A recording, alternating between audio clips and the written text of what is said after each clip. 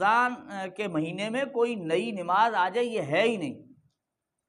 یہ کوئی نئی نماز اللہ کے رسول نے پڑھی، یعنی تراویح کے نام سے یہ کوئی نئی نماز ہے جو صرف رمضان میں پڑھی جاتی ہے، یہ ہے ہی نہیں، اللہ کے رسول نے پڑھی ہی نہیں ہے، یہ بالکل ہے ہی نہیں، اللہ کے رسول نے ایک رکعت بھی نہیں پڑھی۔ السلام علیکم ورحمۃ اللہ وبرکاتہ، نحمدہ ونصلی علی رسولہ الکریم۔ سامعین و ناظرین، تراویح کے سلسلے میں غیر مقلدین سے ہمارا اعتراض بنتا ہی نہیں ہے۔ ممکن ہے یہ بات آپ کو حیران کن محسوس ہوتی ہو کہ بھائی کیسے ہمارا اختلاف نہیں ہے یا ہمارا اعتراض نہیں ہے، جبکہ وہ 8 پڑھتے ہیں، ہم 20 پڑھتے ہیں، اور یہ رمضان جب آتا ہے تو یہ بڑی بحث چلتی ہے، بڑے اعتراضات چلتے ہیں، اور ہم 20 کے دلائل دیتے ہیں، وہ 8 کے دلائل دیتے ہیں۔ لوگ کثرت سے پوچھتے ہیں اور عوام بیچاری پریشان ہوتی ہے کہ بھئی پتہ نہیں کون درست ہے، 8 والے درست ہیں یا 20 والے درست ہیں۔ وہ باجماعت 8 پڑھاتے ہیں، یہ باجماعت 20 پڑھاتے ہیں، یہ 20 کو ہی سنت سمجھتے ہیں، وہ 8 کو ہی سنت سمجھتے ہیں، اور آپ کہتے ہیں اعتراض نہیں ہے، اختلاف بنتا ہی نہیں ہے۔ بالکل بنتا ہی نہیں ہے، بالکل اختلاف یہاں بنتا ہی نہیں ہے۔ غیر مقلدین سے تراویح کے سلسلے میں اختلاف نہیں بنتا۔ کیوں نہیں بنتا؟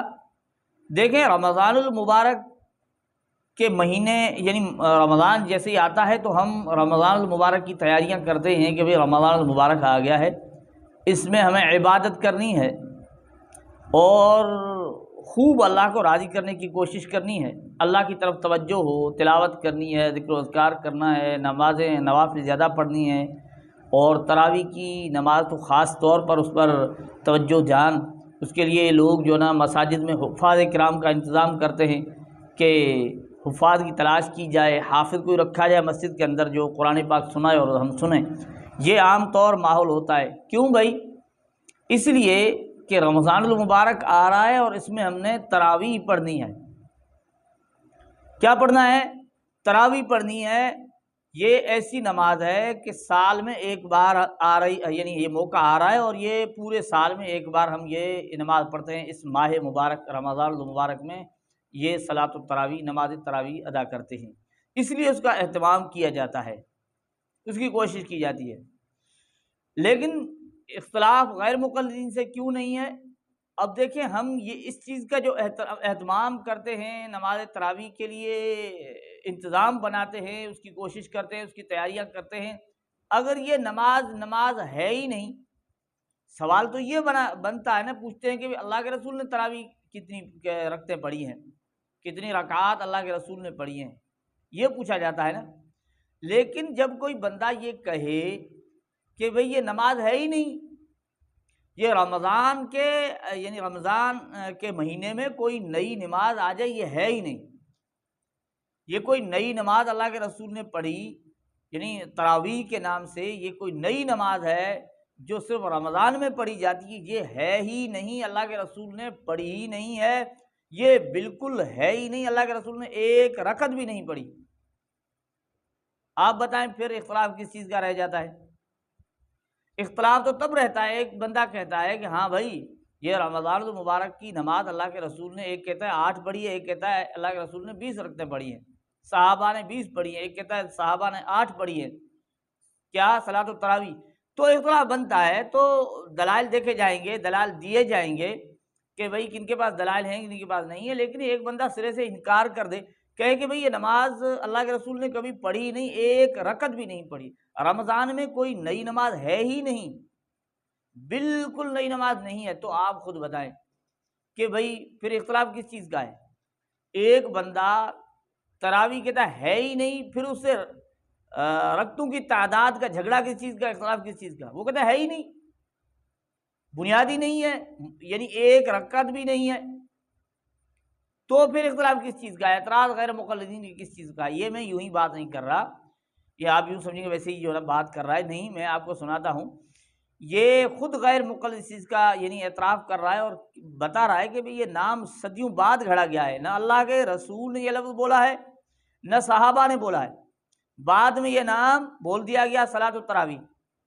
پھر کہتے ہیں لوگ شبہ میں پڑ گئے کہ بھئی شاید کوئی الگ نماز ہے، یہ صلاۃ التراویح کوئی الگ نماز ہے جو رمضان کے ساتھ خصوصیت رکھتی ہے؟